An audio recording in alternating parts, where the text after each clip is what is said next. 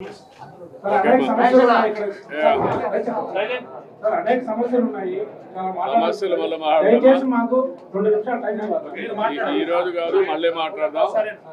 ఈ రోజు మీకు ఎవరికి టైం లేదు, ఎందుకంటే నాకు కూడా టైట్ గా ఉంది ప్రోగ్రామ్. మళ్ళీ వస్తాను, అప్పుడు మాట్లాడతాను.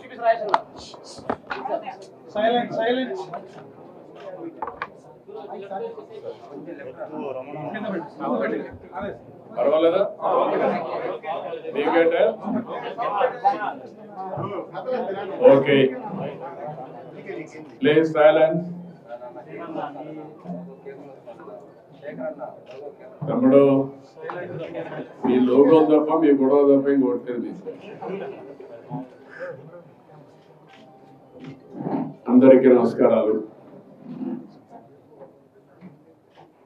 ఒక హిస్టారికల్ తీర్పు తర్వాత నేను చాలా ఎలక్షన్ చూసాము. ఎప్పుడు కూడా ఇంత పెద్ద మ్యాండేట్ ఇవ్వలేదు. ఇది ఒక హిస్టారికల్ విక్టరీ. 93% స్ట్రైకింగ్ రేట్ అనేది ఎప్పుడు జరగలేదు రాష్ట్ర చరిత్రలో, దేశ చరిత్రలో కూడా. నాకు గుర్తున్నంత వరకు ఇంత హిస్టారికల్ విక్టరీ ఎప్పుడు రాలేదు. అదే సమయంలో అది అయిన తర్వాత నిన్ననే ప్రమాణ స్వీకారం చేయడం, సాక్షాత్తు కేంద్ర ప్రభుత్వం ప్రధానమంత్రి అమిత్ షా గారు, అదే మరి వేరే రాష్ట్రాల ముఖ్యమంత్రులు, ఆల్ ఇండియా బీజేపీ పార్టీ అధ్యక్షుడు నడ్డా గారు, ఇలాంటి ప్రముఖులందరూ రావడం, ఆ తర్వాత నేను వెంకటేశ్వర స్వామి ఎప్పుడు కూడా నాకు కులదైవం. నేను ఏ సంకల్పం చేసినా ఒక్క నిమిషం వెంకటేశ్వర స్వామిని తలుచుకొని ఆ సంకల్పం ప్రకారం ముందుకు పోతాను. అదే మరి చిన్నప్పటి నుంచి మీరు చూస్తే ఇదే రోడ్లో మంగాపురం నుంచి చదువుకున్న రోజుల్లో కూడా దేవునికి ముక్కులు తీర్చుకోవడానికి నడిచి వచ్చేవాళ్ళం. అక్కడి నుంచి మళ్ళీ ఈ రోడ్లో తిరగడం వరకు నడిచి, ఆ తర్వాత బస్సులో వెళ్ళేవాళ్ళం. అది నా జీవిత ప్రారంభం. వెంకటేశ్వర స్వామి ఆశీస్సులతో అంచెలంచెలుగా మీరు చూస్తే నేను ఎదగడం, రాష్ట్రానికి ముఖ్యమంత్రి కావడం, దేశ రాజకీయాల్లో ఒక పాత్ర పోషించే పరిస్థితి వచ్చింది. 2003 నేను వెంకటేశ్వర స్వామికి పట్టు వస్త్రాలు సమర్పించే సాంప్రదాయం బ్రహ్మోత్సవాల సందర్భంగా ఆ రోజు నేను వచ్చేటప్పుడు క్లేమోర్ మైన్స్, ఆ క్లేమోర్ మైన్స్ చూస్తే ఎవ్వరు కూడా బతకలేరు. అలాంటిది సాక్షాత్తు వెంకటేశ్వర స్వామి నన్ను బతికించాడు. దానికి కారణం అనేకం కావచ్చు. ఆయన సేవకు నేను వచ్చేటప్పుడు నేను చనిపోతే ఆయన కూడా అపవాదు కావచ్చు, లేకపోతే నా వల్ల ఇంకా ఈ రాష్ట్రానికి ఏదో చేయాల్సిన అవసరం ఉంది, ఈ జాతికి ఏదో సేవ చేయాల్సిన అవసరం ఉందని ఆయన గుర్తించి నాకు ప్రాణభిక్ష పెట్టుండొచ్చు. కానీ ఏదేమైనా మళ్ళీ ఈ విక్టరీ మీరు ఒకసారి చూసినప్పుడు వెంకటేశ్వర స్వామి స్ఫూర్తిగా, ఆయన ఆశీస్సులతో నేను ఏం చేయాలని ఆలోచిస్తున్నాను. ఒకసారి ఇవన్నీ చరిత్రలు. ఎన్టీ రామారావు గారు అన్నదానం పెట్టాడు. అన్నదానం ప్రవేశపెట్టిన తర్వాత దేవాంశ పుట్టినప్పటి నుంచి ఒకరోజు అన్నదాన కార్యక్రమానికి ప్రవేశిస్తున్నాడు. అంటే ఒక మెమరీ మీరు ఒకసారి చూస్తే, వాళ్ళ గ్రేట్ గ్రాండ్ ఫాదర్ అన్నదాన కార్యక్రమం పెడితే గ్రాండ్ సన్ ఒక రోజు కాంట్రిబ్యూట్ చేసే పరిస్థితి వచ్చిందంటే ఇది ఒక అరుదైన అనుభవం. అయితే నేను ఎప్పుడు వెంకటేశ్వర స్వామిని ఒకే కోరుకుంటాను. ప్రతిరోజు నేను ఎక్కువ పూజలు చేయను.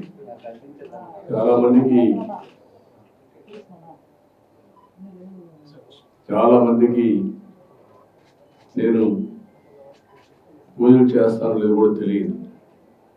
కానీ నేను వెంకటేశ్వర స్వామికి పవిత్రమైన మనసుతో నిద్రలేసి బయట వచ్చేటప్పుడు ఒక్క నిమిషం ధ్యానం చేస్తాను, ప్రార్థన చేస్తాను.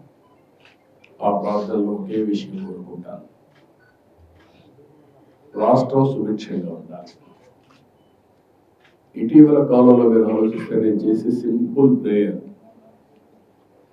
ప్రపంచంలోని భారతదేశం అగ్రస్థానంలో ఉండాలి, భారతీయుల్లో తెలుగు జాతి అత్యున్నతమైన స్థానంలో ఉండాలి, భారతీయులు ప్రపంచం మొత్తం నెంబర్ 1గా ఉంటే అందులో 30% తెలుగు వాళ్ళు ఉండాలి. అదే సమయంలో నేను వెంకటేశ్వర స్వామి కోరుకునేది, సంపద సృష్టించడం ఎంత ముఖ్యమో సృష్టించిన సంపద పేదవాళ్ళకి వెళ్ళాలి. సంపదగా కొంతమందికి పరిమితం కావడం కాకుండా పేదరికం లేని సమాజం, zero poverty nation, zero poverty state, zero poverty district, ఇవి జరిగినప్పుడు అందరూ కూడా మెరుగైన జీవన ప్రమాణాలతో ముందుకు పోయే పరిస్థితి వస్తుంది. అదే సమయంలో ఆర్థిక అసమానతను తగ్గించాలి. ఒక అతనికి 1,00,000 కోట్లు, ఒక అతనికి రోజుకు 100 రూపాయలు లేని పరిస్థితి. ఇవన్నీ కూడా ఏ విధంగా సాధ్యము అని ఆలోచించినప్పుడు ప్రభుత్వం వల్ల సాధ్యం, ప్రభుత్వ విధానాల వల్ల సాధ్యం. ఒకప్పుడు హైదరాబాద్లో నేను ముఖ్యమంత్రి అయినప్పుడు, నేను ఇప్పుడు కూడా గుర్తుపెట్టుకుంటున్నా, 1.0 95 CBN రోడ్, అది 95లో ప్రారంభమైంది. అంతవరకు పరిపాలన అంటే సెక్రటరియేట్కే పరిమితమైన పరిపాలన ప్రజల మధ్యలో జరిగింది. అనేక కార్యక్రమాలకు శ్రీకారం చుట్టాం, అన్ని ఎలక్షన్లు తెలుసుకుంటూ వచ్చాం. అదే సమయంలో మీరు చూస్తే ఆ రోజు చేసిన అభివృద్ధి తర్వాత వచ్చిన ఫలితాలు చూసిన తర్వాత ప్రపంచంలో ఉండే అధినేతలంతా హైదరాబాద్కి రావడం మొదలుపెట్టారు. నేను పిలవలేదు ఇవన్నీ, వాళ్ళే వచ్చారు. ఎందుకంటే ఒక మంచి జరిగితే ప్రపంచం అంతా గుర్తిస్తుంది. ఆ గుర్తింపు ఎవరో తీసుకొచ్చాం, దాని ఫలితాలు ఈరోజు అక్కడ అనుభవిస్తున్నారు. అయితే ఇక్కడ ఎందుకు నేను మళ్ళీ ఇక్కడ రాజకీయాలకు వెళ్ళను, అయితే ఇక్కడ నా సంకల్పం ఈరోజు వెంకటేశ్వర స్వామిని కోరుకునేది ఒకటే కోరుకున్నాను. మన భారతదేశానికి ఒక పెద్ద సంపద కుటుంబ వ్యవస్థ. ఇది చాలా మందికి అర్థం కాదు. కుటుంబం అంటే ఏమొస్తుంది అనుకుంటారు. భారతదేశంలో కుటుంబ వ్యవస్థ మీరు చూస్తే ఒక ఎనర్జీ రీఛార్జ్ చేస్తుంది, సెక్యూరిటీ ఇస్తుంది, ఒక ఆనందాన్ని ఇస్తుంది. ఎన్ని కష్టాలున్నా పంచుకునే భాగస్వాములు ఉంటారు. ఇలాంటివి చూసినప్పుడు నేను జైల్లో ఉన్నప్పుడు కూడా నన్ను పూర్తిగా ఆదుకునింది కానీ నిలబడింది కానీ మన వ్యవస్థలో కూడా కొన్ని ఉన్నాయి. ఎవరైనా కానీ ఇబ్బందులు ఉంటే ఇలాంటి వచ్చి జైలు పోయినప్పుడు కుటుంబ సభ్యులకి అలవ చేసేవాడు 2 సార్లు వారానికి, లేకపోతే లాయర్ని అలవ చేసేవారు. అంటే మన వ్యవస్థలో కూడా ఇవన్నీ ఉన్నాయి. అందుకే వెంకటేశ్వర స్వామి కోరుకునేది, నేను భారతదేశంలో ఉండే కుటుంబ వ్యవస్థ ప్రపంచానికి ఆదర్శం. వేరే దేశాలైన కుటుంబ వ్యవస్థ ఉండదు. ఇది కొనసాగించే విధంగా, ఈ వారసత్వాన్ని కొనసాగించే విధంగా వెంకటేశ్వర స్వామి కూడా ఆశీర్వదించారు ప్రతి ఒక్కరికి. రెండోది, వెంకటేశ్వర స్వామిని చూస్తేనే కలియుగ దేవుడు, మా ఇంటి విలువెలుపు. ఎప్పుడు కూడా నేను సాటర్డే అయితే బ్రహ్మోత్సవాలు వచ్చిన సీజన్లో ఒక్క పొద్దు నుండి నిష్ఠతో పూజలు చేసిన తర్వాతనే మధ్యాహ్నం పూజ చేసేవాళ్ళం. ఆ సాంప్రదాయం చిత్తూరు జిల్లాలో చాలా కుటుంబాల్లో ఉంది. అందుకే వెంకటేశ్వర స్వామి దేవాలయాలు ప్రపంచం మొత్తం ఎంతవరకు వీలైతే అంతవరకు ప్రమోట్ చేయాలని. ఎందుకంటే తెలుగు జాతి కూడా ప్రపంచం మొత్తం వెళ్ళింది, భారతీయులు కూడా వెళ్ళారు. ప్రతి ఒక్కరూ ఒకే కోరుకుంటారు, జీవితంలో ఒక్కొక్కరు కోరుకుంటుంది. ఎవరైతే క్రిస్టియన్స్ ఉంటారో వాళ్ళంతా జెరూసలేం వెళ్తారు, ముస్లిమ్స్ అంతా మక్కాకి వెళ్తారు, కలియుగ దేవుడైనటువంటి వెంకటేశ్వర స్వామిని ఒకసారైనా కలవాలి, చూడాలి, బ్లెస్సింగ్స్ తీసుకోవాలనుకుంటారు. ఎన్నిసార్లు వచ్చినా మళ్ళీ రావాలి రావాలి అనే ఉద్దేశం ఇక్కడికి వస్తూ ఉంటారు. ఇది స్వచ్ఛందంగా ఒక వెంకటేశ్వర స్వామి టీటీడీ ఒకటే కాకుండా అందరూ కూడా వచ్చి ఎక్కడికక్కడ శ్రద్ధ చూపించి ఇప్పటికే ప్రారంభమైంది. ఇది ఉద్యమంగా చేసి ఇండియాలోనే కాకుండా ప్రపంచం మొత్తం వెంకటేశ్వర స్వామి దేవాలయాలు నిర్మించి తద్వారా వెంకటేశ్వర ఆశీస్సులు తీసుకోవాల్సిన అవసరం ఉంది. దానికి కూడా నాంది పలుకుతాం. అయితే ఇక్కడ నేను కోరుకునేది ఒకటి ఉంది. ప్రపంచం మొత్తం తెలుగు ఇండియన్స్ బాగుండాలి, దాంట్లో అగ్రస్థానంలో తెలుగు జాతి ఉండాలి. నేను అక్కడ రాయడంలో కూడా ఇదే రాస్తా ఉంటాను. ఇప్పుడు మీరు చూస్తే నేను రాసేది ఇండియన్స్ నెంబర్ 1గా ఉన్నప్పుడు 35% తెలుగు వారు ఉండాలి, తెలుగు జాతి ఉండాలి. అదే తెలుగుదేశం పార్టీ, అదే మా నాయకుడి కళ. అదే సమయంలో పేదరికం లేని సమాజాన్ని స్థాపించడం కోసం జీరో పావర్టీ ధ్యేయంగా పనిచేయడానికి అనునిత్యం నన్ను ఆశీర్వదించమని, శక్తిని సామర్థ్యాన్ని ఇవ్వని, ప్రజల సహకారాన్ని కూడా ఇమ్మని కోరున్నారు. అదే మరి ఆర్థిక అసమానతలు తగ్గించే విధంగా ఫస్ట్ ఒకప్పుడు మీరు చూస్తే సంపద లేనప్పుడు, సంపద సృష్టించడం తెలియనప్పుడు ఆర్థిక సంస్కరణ వచ్చిన తర్వాత సెకండ్ జనరేషన్ రిఫార్మ్స్ నేనే ప్రారంభించాను వెంకటేశ్వర స్వామి ఆశీస్సులతో. అందుకే మీరు ఈరోజు రోడ్లు చూస్తే బ్రహ్మాండమైన రోడ్లు వచ్చాయి. రాష్ట్ర రోడ్లు అన్ని పోయినాయి, కానీ నేషనల్ హైవేస్ వచ్చినప్పుడు ఫస్ట్ రోడ్ నేషనల్ హైవే వేసిన కూడా గుర్తుపెట్టుకోవాలి, చెన్నై టు నెల్లూరు. అది ప్రూఫ్ ఆఫ్ కాన్సెప్ట్. అది సక్సెస్ అయిన తర్వాత వాజ్పేయి గారు దేశం మొత్తం గోల్డెన్ క్వాడ్రిలేటరల్ రోడ్ వచ్చింది. ఇప్పుడు జిల్లాల రోడ్లు వచ్చి అన్నీ అయిపోయినాయి. ఫస్ట్ టెలిఫోన్, మీరు అందరూ ఫోన్ పట్టుకొని ఉన్నారు. ఒకప్పుడు ఫోన్ అన్నం పెడుతుందా అన్నారు. ఇప్పుడు ఫోన్ లేకపోతే బతికే పరిస్థితి లేదు. అది ఒక నిత్యావసర వస్తువు అయిపోయింది. అది నిత్యావసర వస్తువే కాదు, పెద్ద ఒక వెపన్ అయిపోయింది, ఒక ఆయుధం. ఎక్కడున్నా మీరు వర్చువల్ వర్కింగ్ కోసం ప్రపంచంలో ఎక్కడున్నా అన్ని పనులు అయిపోయే పరిస్థితి వచ్చింది 4 లక్షల కాలం. అందుకని ఈ రెండు కూడా సాధ్యం. ఆ సాధ్యం కావాలంటే వెల్త్ క్రియేట్ కావడం కాదు, సంపద సృష్టించడం కాదు, ఆ సంపద పేదవాళ్ళకి ఇచ్చే కార్యక్రమం శ్రీకారం చుట్టాలి. అయితే ఈ 5 సంవత్సరాలు పరిపాలన తిరుమల తిరుపతి దేవస్థానంతోనే ప్రారంభం కావాలి. ప్రక్షాళన, ప్రసాద క్లీనింగ్, లేకపోతే పరిశుభ్రత అన్నిటికీ తిరోధకాలు చేశారు. కదా నేను వస్తే పరదాలు కట్టే పరిస్థితి, ఇంకా హ్యాంగ్ ఓవర్ పోలేదు. పరదాలు కట్టేస్తున్నారు అంటే అలవాటు అయిపోయింది. రెండోది మనుషులు వస్తే వాళ్ళకి హ్యాండిల్ చేయడం తెలియడం లేదు. మనుషులు వస్తే హ్యాండిల్ చేయడం తెలియదు కాబట్టి కర్ఫ్యూ పెట్టేయడం. కర్ఫ్యూ పెట్టేస్తే ఎవరు రాదు, ఇంక నేనే వెళ్ళిపోవచ్చు, నేనే వచ్చేయించాలి. ఇలాంటి కల్చర్స్ అంతా చూస్తే చాలా బాధ వేస్తుంది. అదే మరి పెద్ద ఎత్తున అవకతవకలు జరిగాయి. ఎప్పుడు కూడా కక్ష సాధింపు చర్య ఉండకూడదు, కానీ తప్పులు చేసిన వాళ్ళు కూడా ప్రక్షాళన చేయకపోతే వెంకటేశ్వర స్వామి కూడా సహకరించాడు. దేవుడు కూడా చెప్పింది అదే, మంచి వాళ్ళని కాపాడుకోవాలి, చెడు వ్యక్తుల్ని శిక్షించాలి, సమాజాన్ని కాపాడాలి. అందుకే ఈరోజు నేను చెప్తున్నా, ఈరోజు నేను చేసిన సంకల్పం ఇది. నా జీవితంలో మా కుటుంబానికి నేను ఏమి ఇవ్వాల్సిన అవసరం లేదు. ఎందుకు ఆ మాట చెప్తున్నానంటే 35 ఏళ్ల మునిపే నేను ఒక చిన్న బిజినెస్ వాళ్ళకి పెట్టి, రాజకీయాలపైన మీరు ఆధారపడకూడదు. ఆ రోజుంటే మా మిస్సెస్సే కాకుండా తర్వాత మా సన్ కానీ, మా కోడలు కానీ, మా మనవడు కానీ ఎవ్వరు ఆధారపడకుండా ఆ రోజు ఒక చిన్న బిజినెస్ వాళ్ళకి ఇచ్చాను. వాళ్ళు బాగానే చేసుకుంటున్నారు. కాబట్టి నేను వాళ్ళకు కాదు చేయాల్సింది, అయితే వాళ్ళకి టైం ఇవ్వాలి. నా జీవితంలో నేను చేసినప్పుడు నేను ఇంతవరకు టైం కూడా ఇవ్వలేదు. కొద్దిగా టైం ఇవ్వాలి కుటుంబానికి కూడా. అదే సమయంలో ఈ ప్రజలకు నేను రుణపడుతున్నాను. నిన్న జరిగిన ఎన్నికలు చూస్తే ఎవ్వరికీ నమ్మకం లేదు. భయపడ్డారు.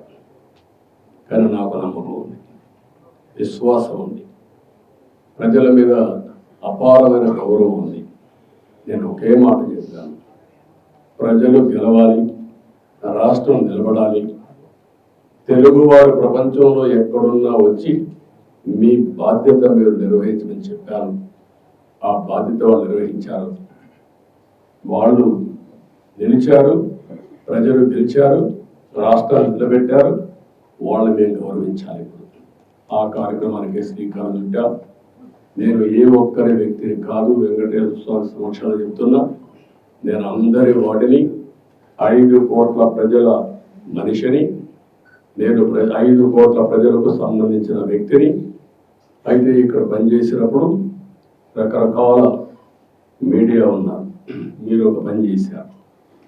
కొంతమంది అయితే ప్రజాస్వామ్యం కోసం పోరాడి నిద్రపోని రాత్రులు కోర్టు చుట్టూ దిగే పరిస్థితి, మీ మనోభావాలు వాస్తవాలను కూడా చెప్పలేని దుస్థితి మీరు అనుభవించారు. రాజకీయ పార్టీ నాయకులు, రాజకీయ పార్టీ కార్యకర్తలు విపరీతమైన క్షోభ అనుభవించారు. సాటర్డే వస్తే ఎక్కడ ప్రొక్లేన్ వస్తుందో, లేకపోతే ఎక్కడ 41 కేసులు పెట్టి అరెస్ట్ చేసేస్తారు అందరూ భయపడిన రోజులు, నిద్ర లేని రోజులు. ఇప్పుడు ఎక్కడ చెట్లు నరికే పని లేదు, అర్థాలు కట్టే పరిస్థితి లేదు, లేకపోతే ప్రొక్లేన్ పంపించే పరిస్థితి లేదు. కానీ ప్రజాపాలన స్టార్ట్ అయింది. ఈ రోజు నుంచి అయితే మళ్ళీ చెప్తున్నా, ఇంకొక పక్కన ఉద్యోగస్తులు కూడా చాలా ఇబ్బంది పడ్డారు, ఇంకొక పక్కన సోషల్ యాక్టివిస్టులు ఇబ్బంది పడ్డారు.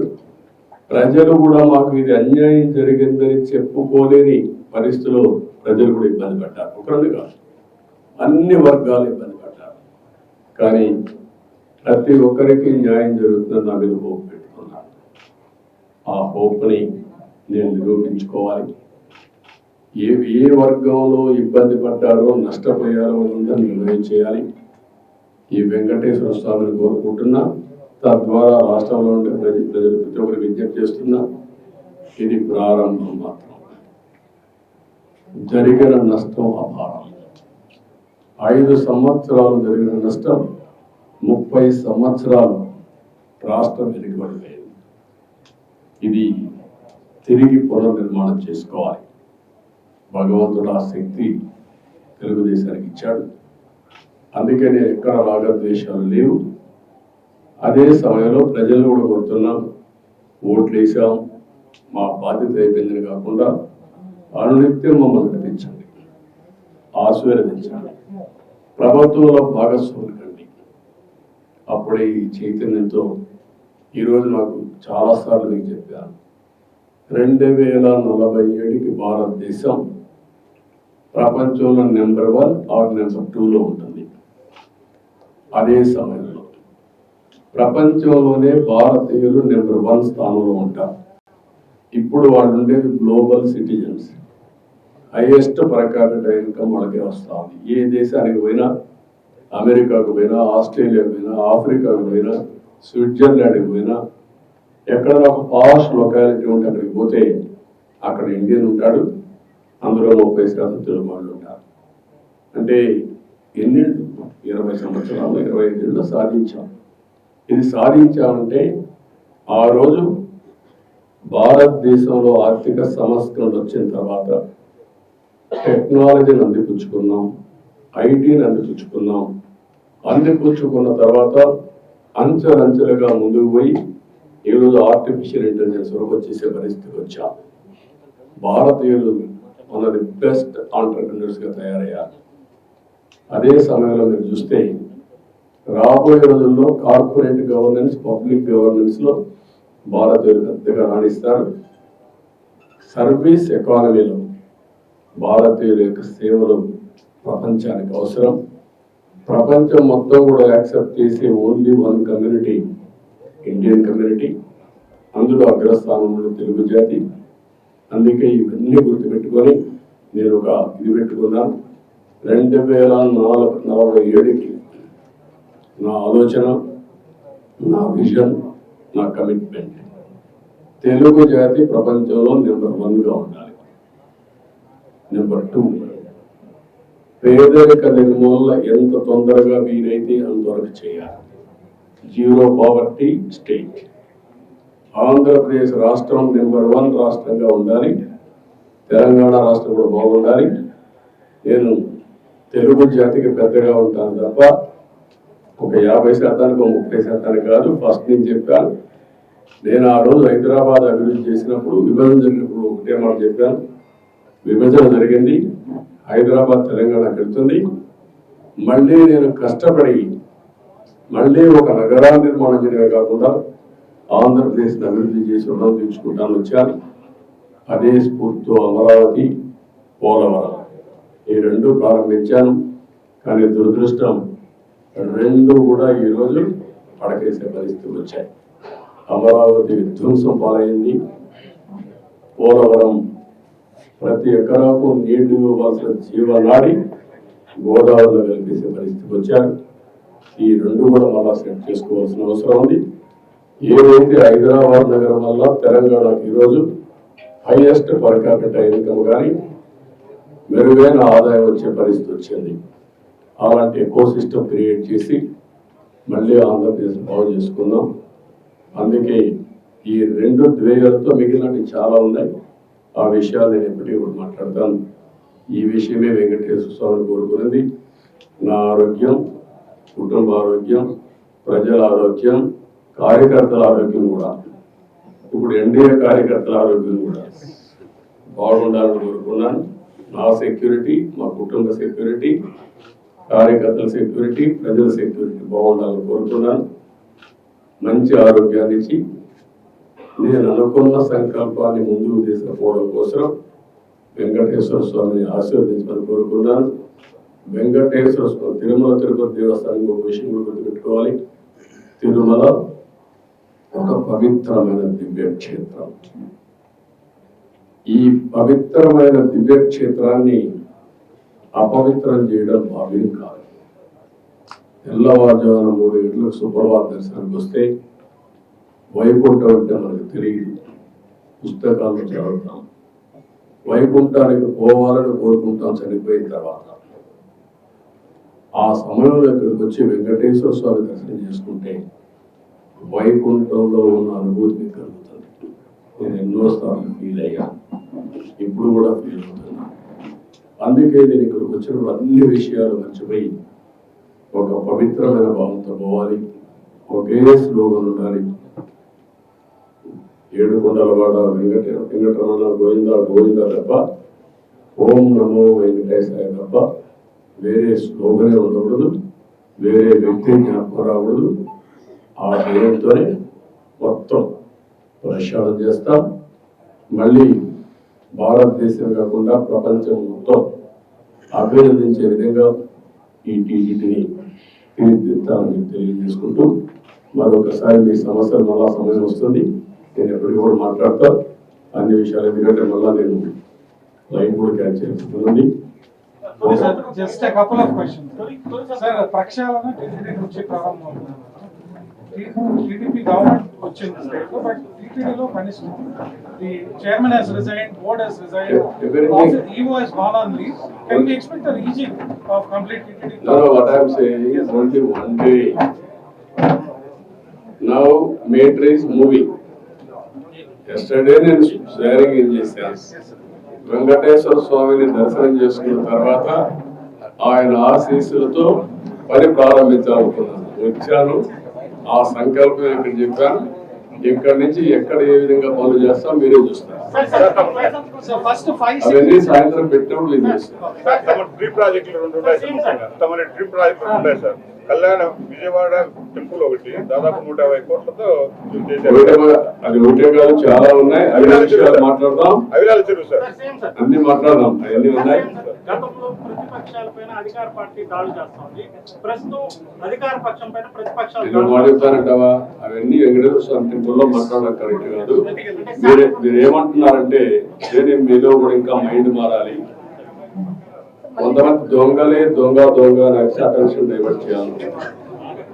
అలాంటి వారికి నేను సమాధానం చెప్పాలి.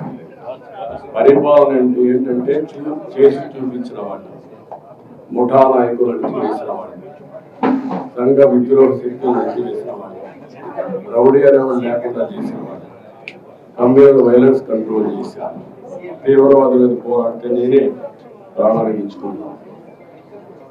అదే మరి రాజకీయ ముసుగులో నేరస్తులు ఆ విషయం గుర్తుపెట్టుకొని నేను ఒకటే చెప్తున్నా, ఎవరైనా సరే నేరాలు చేసి వేరే వాళ్ళ మీద తప్పించుకోవాలనుకుంటే మాత్రం తమ మాత్రం గతంలో రాజకీయాలు మాట్లాడుకుంటూ చెప్పారు. గత 4 సంవత్సరాలుగా విపరీతమైన కూతురు తిట్టే పరిస్థితులు అటువంటివి ఒకటే కాదమ్మా, నేను కూడా ఇక్కడికి వచ్చినప్పుడు ఓట్లు అడగడానికి కూడా వీలు లేని పరిస్థితి. ఎలక్షన్ అప్పుడు కడవప్పుడు నేను ఎప్పుడు రాజకీయం చేయలేదు. అలాంటివన్నీ చూసాం. అది ఒక పీడకలగా మిగిలిపోవాలని కోరుకుంటున్నాను. మీరు మాట్లాడిగారు కాబట్టి చెప్పాను, నేను అది కూడా చెప్పదలుచుకోలేదు. ఇక్కడ ఎవరైనా సరే నేరస్తులు నేరం వేరే వాళ్ళపైన వేయడానికి ముందుగానే ఎల్బీ క్రియేట్ చేయడం, అలాంటి మాత్రం నా దగ్గర జరగవు. Be clear. ఎవరైనా సరే నేరస్తుల్ని నేరస్తులుగానే చూస్తా. రాజకీయ ముసుగులో కూడా వీళ్ళు నేరాలు చేయాలని మనం కుదరదు. So one last question, TTD అంటేనే ఒక ధార్మిక సంస్థ, బట్ కమర్షియలైజ్ చేశారు. Pilgrims are suffering because of commercialize చేసే కదమ్మా, కమర్షియలైజ్ చేశారు. వెంకటేశ్వర స్వామి టెంపుల్కి వస్తారే, కొండెక్కతాని ఏం కనపడాలి మీకు? పవిత్రమైన భావం రావాలి. ఈ పవిత్రమైన భావం రావాలంటే ఇక్కడ అడుగున ఆ పవిత్రమైన భావం రావాలంటే ఆ మూమెంట్ కనుక క్లీన్గా ఉండాలి. భోజనం కూడా, ప్రసాదం కూడా నీట్గా ఉండాలి. విపరీతమైన రేట్లు పెంచకూడదు. వెంకటేశ్వర స్వామి దగ్గరికి వస్తే దర్శనం బ్లాక్ మార్కెట్లో టికెట్లు అమ్ముకోకూడదు. ఒకప్పుడు మీరు గుర్తుపెట్టుకోవాలి, ఇక్కడికి వస్తే ఎంత క్లీన్గా పరిశుభ్రంగా ఉండేదో చూశారు. నేను కొండపైన పెద్ద ఎత్తున గ్రీనరీ పెట్టి, పెద్ద ఎత్తున ఔషధాల ప్లాంట్స్ అని పెట్టి ఇక్కడికి వస్తే లైఫ్ పెరగాలని ఆలోచించాను.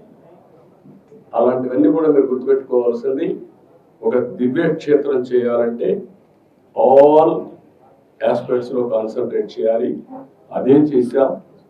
ఇక్కడ ఒక దాన్ని ఏమన్నా నాకు అర్థం కాదు, కానీ ఒక వరస్ట్ ప్లేస్గా తయారు చేయాలంటే ఏ విధంగా తయారు చేయాలో అన్ని తయారు చేశారు.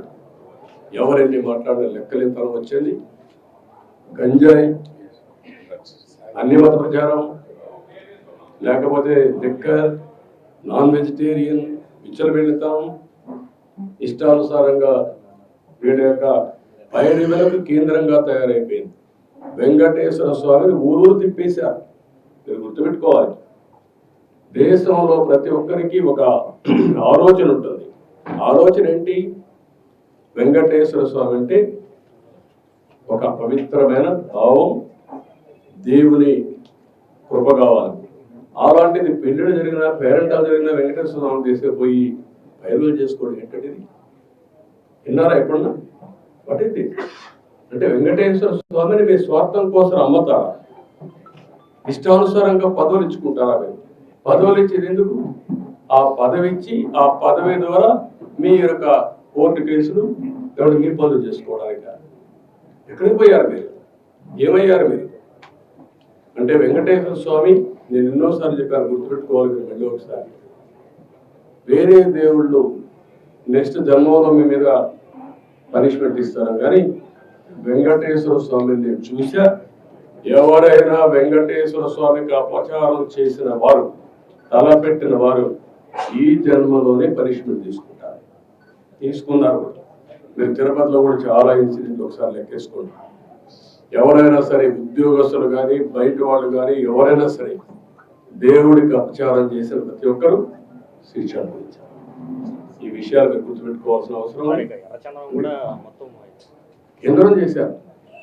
ఎర్రచందనాన్ని కూడా నేను గోడలు కూడా పెట్టాను, మీరు చూసుంటారు. ఆ గోడలు కూడా వెళ్ళబోతా ఉంది. ఇది ఎర్రచందనం స్మగ్లర్కే సీట్ ఇస్తే ఏం మాట్లాడతారు? చట్టాలు కూడా చేతులకు అప్పచెప్పేస్తున్నారు. చాలా ఉన్నాయండి, ఒకటి మాట్లాడడం కాదు, చాలా ప్రక్షాళన చేయాలి. ఇంకా వీళ్ళ డబ్బులు, రౌడీజం, దీంతోనే రాజకీయం చేయాలనుకుంటే ఏమీ జరగదు. నేను ఒకటే చెప్తాను, దృఢ సంకల్పంతో వెంకటేశ్వర స్వామి సాక్షిగా చెప్తున్నా, మంచిని ప్రోత్సహిస్తా, చెడుని మాత్రం గట్టిగా తొంగలో దొక్కేస్తా. ఐదు ఫైళ్లపై సంతకాలు పెట్టబోతున్నారు. ప్రజల భాగస్వామ్యము ప్రభుత్వంలో ఉండాలని ఒక డిసైన్ ఇవ్వబోతున్నారు. అయితే చెప్తారు కదా, అన్ని చూస్తారు కదా, అన్ని చెప్పాల్సిన లేదు. భోంచే ముందు రుచి ఎందుకు కాదు, నేను ఒకటే చెప్పా. 1.0 చూశారు, 2.0 చూశారు, 3.0 చూశారు, 4.0 వచ్చారు. ఇప్పుడు మీరు చూడబోతారు. ఇప్పుడు అందుకని అందరికి అపీల్ చేస్తున్న ఆఫీసర్లు కూడా, ఎంప్లాయీస్ కూడా అపీల్ చేస్తున్నా, రాజకీయ కార్యకర్తలకు అపీల్ చేస్తున్నా, నష్టపోయాం, ఈ నష్టాన్ని రికవర్ చేసుకోవాలి, అందరూ కూడా కలిసి పనిచేద్దాం, ముందుకెళ్దాం. Thank you.